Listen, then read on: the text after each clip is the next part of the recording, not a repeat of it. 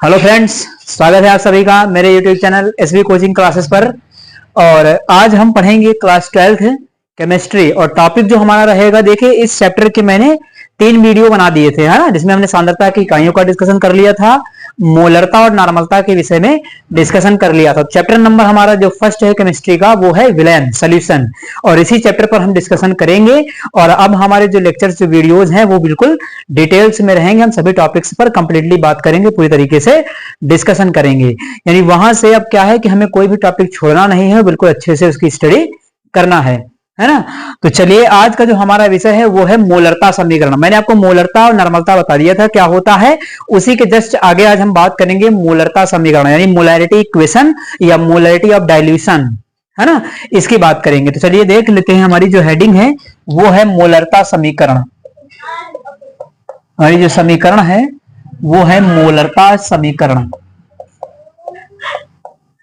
है ना।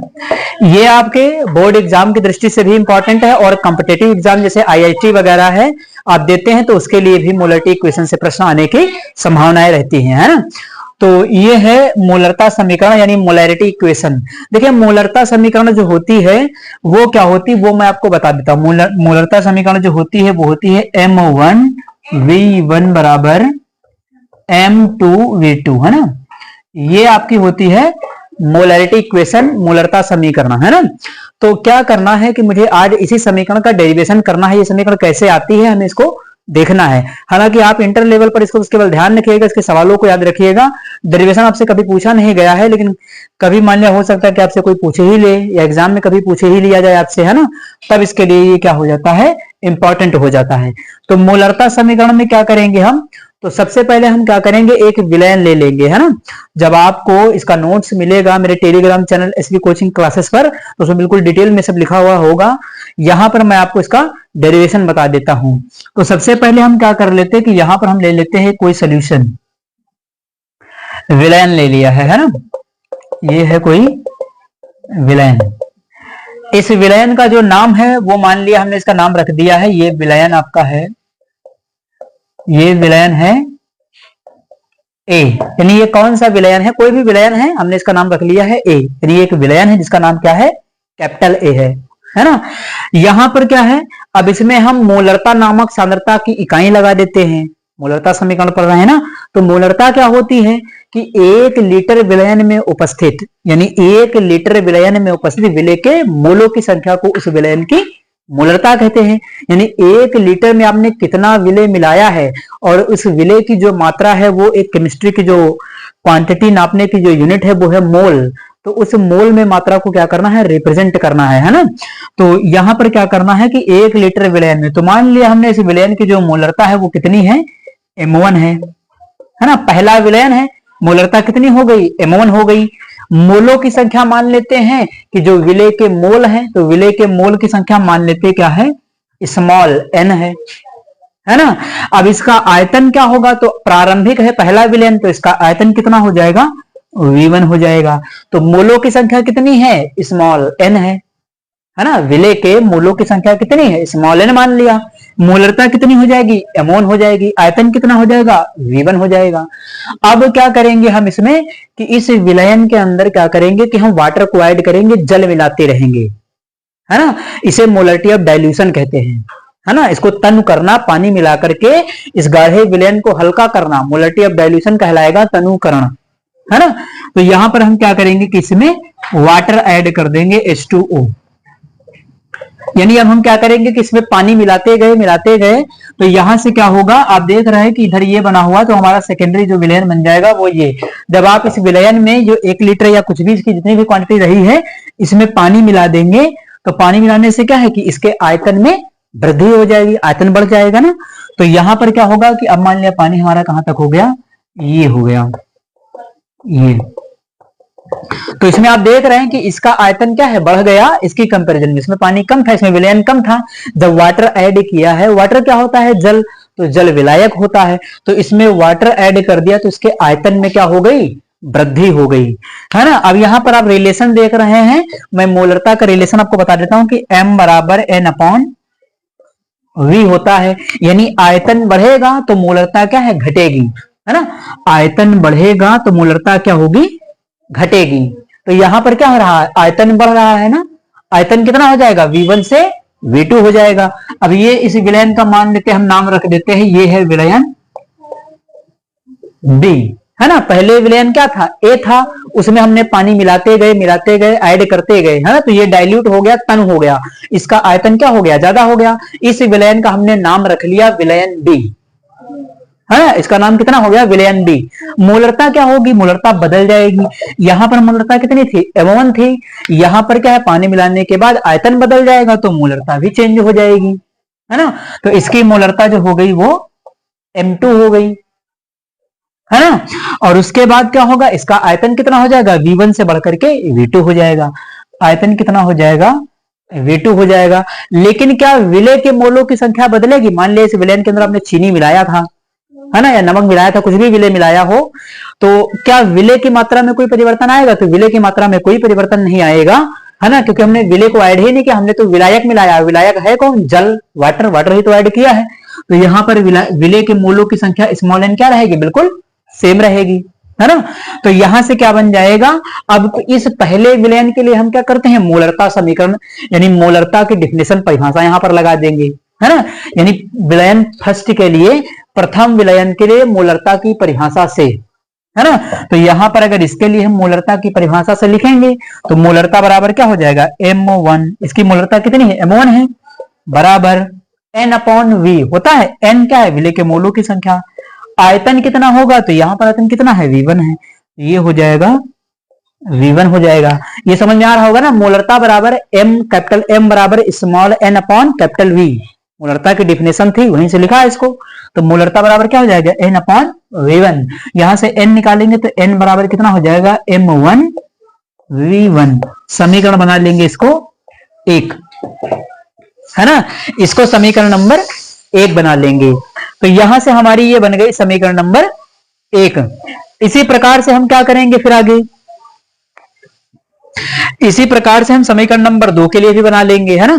यहां पर क्या है कि जैसे हमने इस विलयन के लिए मोलरता की परिभाषा लगा दी, उसी प्रकार से इसके लिए लगा देंगे। तो यहां क्या बन जाएगा, यहां बन जाएगा M2, इसकी मोलरता कितनी है, M2। मोलों की संख्या क्या है, सेम है, विलय की मोलों की संख्या तो बदली नहीं, स्मॉल n यहां पर, स्मॉल n यहां पर, तो यहां पर हो जाएगा स्मॉल n, ये हो जाएगा स्मॉल n। आयतन कितना है, आयतन बढ़कर के V1 से कितना हो गया, V2 हो गया, तो यहां पर N/V2 हो जाएगा, है ना। अब यहां से भी हम n बराबर क्या करेंगे, तो M2V2 बन जाएगा। समीकरण नंबर 2 बना देंगे इसको, है ना। अब आप समीकरण नंबर 1 को देखिए और 2 के देखिए, इनका LHS क्या है, बराबर है, लेफ्ट हैंड साइड क्या है इनका, इज इक्वल टू है, बराबर है। तो हमें क्या करना होगा, इनका राइट हैंड साइड क्या करना होगा, इक्वल करना होगा। तो आगे हम लिख लेंगे समीकरण 1 व 2 से, देखिए n इधर भी है, n इधर भी है ना। तो इन दोनों को क्या लिख देंगे कि समीकरण 1 व 2 से M1V1 बराबर M2V2 सीधे बन जाएगा, है ना। तो हम नीचे यहां पर लिख देंगे कि समीकरण 1 व 2 से, तो समीकरण 1 व 2 से क्या हो जाएगा, तो n बराबर M1V1, n बराबर M2V2, तो ये बन जाएगा M1V1 बराबर M2V2। ये आ गई हमारी मोलरता समीकरण, है ना। तो इस प्रकार से एक छोटी सी समीकरण थी इसको, जिसको हमें डिराइव करना था, मैंने आपको इसको करके बता दिया है ना। तो यहां तक इसका स्क्रीनशॉट ले लीजिए, फिर मैं इसके आपको क्वेश्चंस की प्रैक्टिस करवा देता हूं। तो चलिए अब देख लेते हैं हम कि विभिन्न मोलर सांद्रता यानी वेरियस मोलर कंसेंट्रेशन, है ना, विभिन्न मोलर सांद्रताएं यानी डिफरेंट मोलर कंसेंट्रेशन, है ना। तो यहां पर जो मोलरता आपको दी गई होती है वो अलग अलग से, मान लिया कभी कभी कह दिया जाता है आपसे कि 1 मोलर, है ना, 1 मोलर यानी ये कह दिया जाएगा कि 1 मोलर, और 1 मोलर को कैसे रिप्रेजेंट करेंगे, तो 1m, है ना। इसका मतलब आप ध्यान क्या रखेंगे कि m बराबर कितना है आपका 1। इसी प्रकार से ये 1 मोलर हो गया, आपसे कह दिया जाए 2 मोलर, है ना, 2 मोलर 2 मोलर, है ना, या हिंदी में हो सकता है कि लिखा हुआ हो 2 मोलर, है ना, 2 मोलर। इसको हम लिख देंगे 2m से, और ये m बराबर क्या हो जाएगा 2 हो जाएगा, यानी मोलरता कितनी है 2 है ना। उसके बाद क्या हो जाएगा, जो अगला हमारा हो जाएगा वो हो जाएगा सेमी मोलर, है ना, सेमी मोलर। तो ये आपका हो जाएगा सेमी मोलर। देखिए सेमी मोलर क्या होता है, तो सेमी का मतलब क्या होता है, सेमी कंडक्टर आपने पढ़ा होगा, अर्धचालक। तो अर्धचालक का मतलब आधा, 1/2, यानी यहां पर मोलरता क्या होगी आपकी m/2 लिखी हुई होगी, है ना। तो ये इसको रिप्रेजेंट करते हैं ऐसे m/2, ये है सेमी मोलर, है ना। और इसका मतलब क्या समझेंगे आप, इसका मतलब ये समझेंगे कि जो m का मान है वो कितना होगा, 1/2 रखेंगे, है ना। सेमी मोलर का मतलब कितना है, m/2। इसका मतलब क्या है कि m बराबर, कैपिटल M बराबर 1/2, 1/2 मान रखना है सेमी मोलर का। उसके बाद डेसी मोलर आपका हो जाएगा, डेसी मोलर।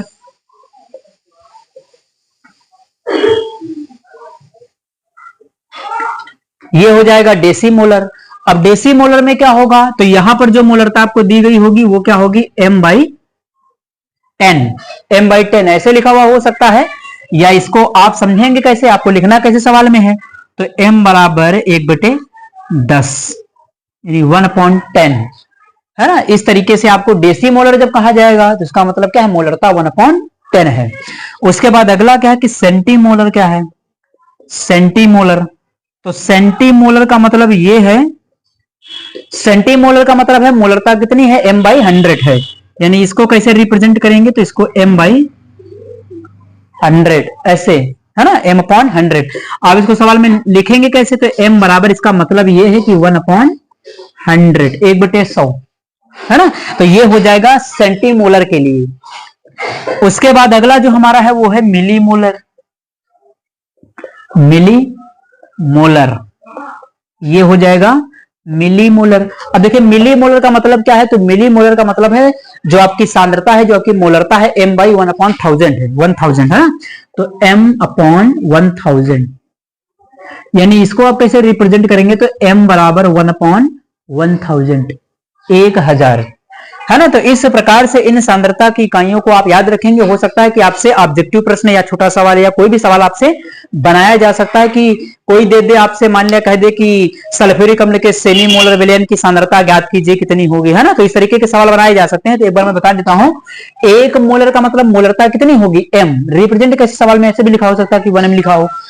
उसके बाद द्विमोलर का मतलब क्या होगा, मोलरता कितनी है 2 है, यानी 2m है, m का मान कितना है 2 है, मोलरता दी गई सवाल में। सेमी मोलर का मतलब क्या होगा, मोलरता कितनी है m/2 है, और इसको कैसे लिखेंगे, तो m बराबर, m का मान कितना होगा 1/2 होगा, है। डेसीमोलर, डेसीमोलर का मतलब m/10 ऐसे लिखा हुआ हो सकता है, या फिर इसको रिप्रेजेंट कैसे करेंगे, कैपिटल M बराबर 1/10, यानी यहां से m हटता गया, ऊपर 1 आता गया। उसके बाद सेंटीमोलर क्या है, m/100 यानी m/100, और इसको कैसे रिप्रेजेंट करेंगे, तो मोलरता का जो मान रखेंगे 1/100, यानी m को हटा करके 1/100 रखना है। मिलीमोलर हो जाएगा तो m/1000 हो जाएगा, कैपिटल M बराबर 1/1000 हो जाएगा। तो इस प्रकार से विभिन्न मोलर सांद्रताएं आपको सवाल में दी जा सकती है, आपसे सवाल सॉल्व करने के लिए कहा जा सकता है। तो इनका स्क्रीनशॉट ले लीजिए, फिर मैं आपको क्वेश्चन सॉल्व करवाता हूं, है।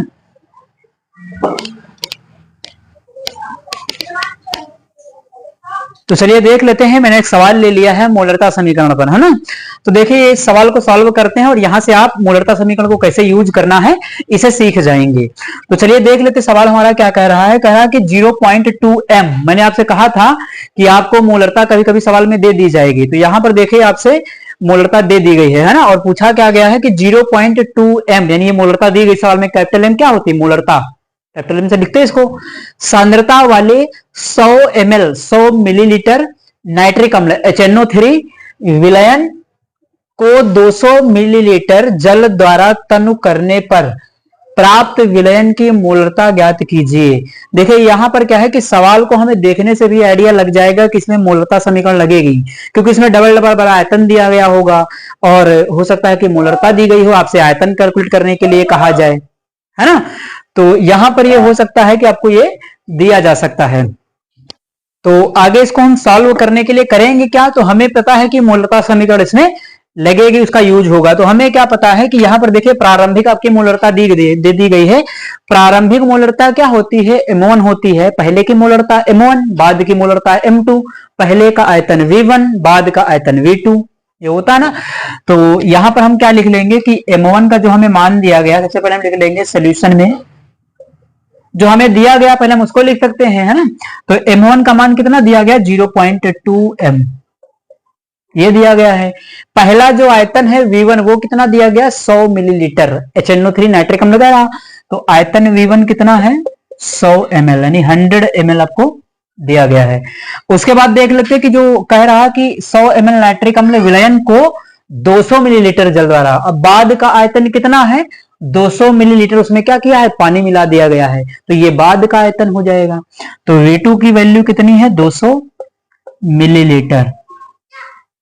और फिर कह रहा कि उसको तन करने पर प्राप्त विलयन की मोलरता ज्ञात कीजिए, यानी M2 फाइंड करने के लिए आपसे कहा गया है। तो चलिए M2 फाइंड कर लेते हैं। MT बराबर हो जाएगा आपका क्वेश्चन मार्क। तो हमें पता हो गया कि यहां पर क्या होगा, मोलरता समीकरण लगेगी। क्या लगेगी, मोलरता समीकरण। तो कैसे हो जाएगा, M1V1, यही अभी पीछे पढ़ा है आपने मोलरता समीकरण, M1V1 बराबर M2V2, है ना। M1V1 बराबर M2V2। अब यहां पर वैल्यू सारी पुट कर दीजिए, सॉल्व कर लीजिए, आंसर मिल जाएगा। तो M1 का मान कितना है, M1 का मान है, या हो सकता है कि पहले फार्मूले को भी इंटरचेंज कर लिया जाए। हमें फाइंड क्या करना है, M2 फाइंड करना है। तो ये क्या है, दोनों मल्टीप्लाई में है, तो ये क्या हो जाएगा, अपॉन में आ जाएगा, यानी M2 बराबर क्या बनेगा। अगर M2 हमें कैलकुलेट करना है, देखिए यहां से M2 निकालना है, तो M2 बराबर क्या हो जाएगा, ये इसके अपॉन में आ जाएगा, यानी फार्मूला बन जाएगा M1V1 अपॉन V2। देखिए यही बनेगा, है ये पथांतर कर लिया है, एक्सचेंज कर लिया, इंटरचेंज इधर उधर। तो ये M2 बराबर हो जाएगा, M1 का मान कितना है, M1 का मान आपका दिया गया है 0.2 m, यानी 0.2 दिया गया है। V1 का मान कितना है, तो V1 का मान 100 ml है, ये हो गया। उसके बाद V2 का मान कितना है, तो V2 का मान आपका कितना है, 200 ml है। तो यहां V2 का मान हम लिख लेंगे 200, ये हो गया। अब यहां से इसको सॉल्व करना, ये पॉइंट हटाएंगे, एक जीरो नीचे बढ़ा लेंगे, एक जीरो से एक जीरो कैंसिल आउट हो जाएगा, है ना। उसके बाद क्या होगा, 10 दूनी 20 हो जाएगा, यानी ऊपर कितना हो जाएगा, 20 हो जाएगा, और नीचे कितना हो जाएगा, 200 हो जाएगा। बचा हुआ एक जीरो से एक जीरो और कैंसिल कर देते हैं, 2 को 20 से जब भाग कर लेंगे तो हमें मिल जाएगा ये 0.1 m। मोलरता हमें ज्ञात हो गई, यानी बाद की जो मोलरता हमारी आएगी वो क्या हो जाएगी, 0.1 m, यानी हमें आंसर मिल गया M2 बराबर कितना हो गया, 0.1 m। ये बाद की मोलरता हमने कैलकुलेट कर लिया। तो इस प्रकार से हमने इस सवाल को सॉल्व कर लिया है। इसका स्क्रीनशॉट ले लीजिए, फिर मैं आपको एक क्वेश्चन और सॉल्व करवा देता हूं, इसकी प्रैक्टिस करवा देता हूं। तो चलिए देख लेते हैं इस क्वेश्चन को और इसकी प्रैक्टिस कर लेते हैं कि इस तरीके का क्वेश्चन आपके ऑब्जेक्टिव प्रश्न की दृष्टि से बहुत ही इंपॉर्टेंट होता है, और इसको अच्छे से समझ लीजिए, क्योंकि इसको समझेंगे नहीं तो ये सवाल कर नहीं पाएंगे, है ना। तो इसको देखिए, इसमें बताया क्या गया है, कहा गया है, क्वेश्चन नंबर 2 है, डेसीमोलर सांद्रता वाले। देखिए मैंने आपसे कहा था, अभी आपको बताया था कि डेसीमोलर, सेंटीमोलर, मिलीमोलर, है ना, ये सब क्या होता है आपको पता होना चाहिए, मैंने बता दिया है। तो डेसीमोलर सांद्रता वाले सल्फ्यूरिक अम्ल H2SO4 विलयन की सांद्रता ग्राम प्रति लीटर में ज्ञात कीजिए। ये ऑब्जेक्टिव में आया हुआ प्रश्न है, एक दो बार, इंपॉर्टेंट भी है। तो यहां से क्या करना होगा हमें, तो सबसे पहले ये डेसीमोलर क्या होता है, यानी इस सवाल में मोलरता उसने दे दी है आपको, और कहा भी क्या है कि सांद्रता जो है वो डेसीमोलर है। अब ये डेसीमोलर कितना होता है, कितनी मोलरता हमें दी गई है, तो डेसीमोलर जो होगा वो आपको पता होना चाहिए कि कितना होता है। तो जो डेसीमोलर होता है उसका मतलब है कि सांद्रता कितनी है, मोलरता है 1/10। मैंने अभी आपको पीछे बताया था, आप देख सकते हैं। तो यहां पर जो हमें दिया गया, सबसे पहले हम उसको लिख लेते हैं सोल्यूशन में। हमसे क्या कहा गया कि डेसीमोलर, यानी मोलरता हमें कितनी दी गई है, मोलरता में आपसे कहा गया है कि मोलरता कितनी है, डेसीमोलर, डेसीमोलर। डेसीमोलर का मतलब क्या होगा कि जो मोलरता है उसकी वैल्यू कितनी है, यानी कैपिटल M की वैल्यू कितनी है, 1/10 है ना, 1/10। या इसको डिवाइड भी कर सकते हो, 0.1 आएगा, है ना, तो भाग करके, या फिर ऐसे भी लिख सकते हो कि 0.1 हो जाएगा, है ना। इसको ऐसे भी लिखा जा सकता है। तो ये कितना हो गया, 1/10 भी रख सकते हैं, या 0.1 डिवाइड करके। डेसीमोलर क्या होता है, मैंने अभी आपको पीछे बताया था कि सांद्रता मोलरता कितनी है, 1/10 हो जाएगी। उसके बाद कहता आगे और क्या है, हाँ, सल्फ्यूरिक अम्ल विलयन की सांद्रता। अब ये सांद्रता क्या होती है, अब तो कहानी गड़बड़ हो जाएगी कि ये सांद्रता अगर नहीं पता कि सांद्रता किसे कहते हैं, है ना। सांद्रता की परिभाषा भी मैंने आपको बता रखा है, फिर भी मैं बता देता हूं कि एकांक आयतन या केवल एकांक आयतन है। तो एकांक आयतन में उपस्थित विलय की मात्रा, एकांक आयतन में उपस्थित विलय की मात्रा को क्या कहते हैं, उस विलयन की सांद्रता कहते हैं, है ना। एकांक आयतन में उपस्थित विलय की मात्रा को उस विलयन की सांद्रता कहते हैं, ध्यान रखिएगा। तो सांद्रता ही हमें कैलकुलेट करने के लिए, अब देखिए क्या है कि विलय की मात्रा, अब विलय की मात्रा को किसमें प्रदर्शित करते हैं, तो मोल में, है ना, मोल में प्रदर्शित करते हैं। तो यहां पर क्या करना होगा, कौन दिया गया, सल्फ्यूरिक अम्ल दिया गया है। तो यहां पर हम लिख लेते हैं कि विलय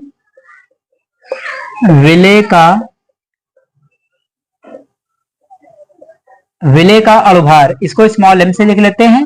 और विलय है आपका कौन, सल्फ्यूरिक अम्ल H2SO4, H2SO4। हाइड्रोजन का कितना होगा, परमाणु भार, और भार निकालने के लिए इसको जोड़ देंगे। तो हाइड्रोजन का 1 और है कितने, 2, सल्फर का कितना होता है 32, ऑक्सीजन का 1, ऑक्सीजन का कितना होता है परमाणु भार 16, और ऑक्सीजन है कितने 4, तो 16 गुणे 4 हो जाएगा। इन सभी को ऐड कर देंगे तो कितना आ जाएगा 98, आप ऐड करके देख लीजिएगा, आ जाएगा, है ना। तो अणुभार निकाल लिया, ये 98 हो गया। अब मोलरता के फार्मूले में चलते हैं हम। तो मोलरता का जो फार्मूला होता है कैपिटल M बराबर small w upon small m upon capital V, है ना, ये हो जाएगा। अब यहां से फाइंड क्या करना है आपको, तो कह रहा था कि एक और चीज आपको दी गई, प्रति लीटर। प्रति लीटर का मतलब है 1 लीटर, यानी V का मान कितना दे दिया है, 1 दे दिया है ना। तो आयतन भी हमें V का मान कितना दे दिया है, 1 लीटर, कह रहा ना प्रति लीटर। तो प्रति का मतलब कितना होता है, प्रति लीटर मतलब 1 लीटर। तो यहां पर इसका मान कितना, देखिए M का मान कितना है, M का मान है 0. पहले हम फार्मूले को ही रीअरेंज कर लेते हैं। M बराबर W हो जाएगा, M नीचे ले आते हैं तो M इंटू V हो जाएगा, ये होगा। उसके बाद M बराबर रीअरेंज हो गया, सबकी वैल्यू रख लेते हैं। M का मान कितना है 0.1 है, M का मान कितना है 0.1 है। स्मॉल w, यही तो हमें कैलकुलेट करना है, यानी विलय का भार या विलय की जो मात्रा है वही तो हमें कैलकुलेट करनी है, क्योंकि विलय की मात्रा ही तो सांद्रता बताएगी विलयन के अंदर। तो हमें क्या स्मॉल w कैलकुलेट करना, तो स्मॉल w को ऐसे लिख लेते हैं। स्मॉल m कितना है, अभी निकालिए 98, है ना। उसके बाद और क्या है आपका, तो ये V है, V कितना है प्रति लीटर कह रहा, तो ये 1 हो जाएगा ना। अब W निकालना है तो क्या करेंगे, इधर देख लेते हैं यहां, तो स्मॉल w बराबर हो जाएगा, ये सब क्या हो जाएंगे, इधर मल्टीप्लाई कर लेंगे, यानी w बराबर 0.1 इंटू 98 इंटू 1 हो जाएगा, है ना। तो यहां पर जो सांद्रता हो जाएगी स्मॉल w बराबर कितना हो जाएगा, ये पॉइंट से गुणा कर लेगा तो 9 पॉइंट कितना हो जाएगा 8। और ये क्या है, विलय की मात्रा, तो विलय की मात्रा ये w है, तो भार है ग्राम में होगा, तो ग्राम हो जाएगा। और कितने में होगा, तो प्रति लीटर में होगा, तो ग्राम प्रति लीटर आपका ये आंसर बन जाएगा। यानी जो आपकी सांद्रता आ गई ग्राम प्रति लीटर में, तो ये जो सांद्रता आपकी आ गई है ना, सांद्रता जो आपकी आ गई वो कितनी है 9.8 ग्राम प्रति लीटर हो जाएगी। तो इस प्रकार से हमने इस क्वेश्चन को सॉल्व कर लिया। तो आज का मेरा जो टॉपिक था वो मैंने कंप्लीट कर दिया है। तो अब इन सभी के जो नोट्स वगैरह जो पीडीएफ है वो मेरे Telegram channel SV coaching classes पर आपको इसकी पीडीएफ वगैरह मिलती रहेगी। तो उम्मीद करता हूं कि आप सभी को ये समझ में आया हुआ होगा। वीडियो अच्छा लगा हुआ हो तो चैनल को शेयर करते रहिए। Thanks for watching this video.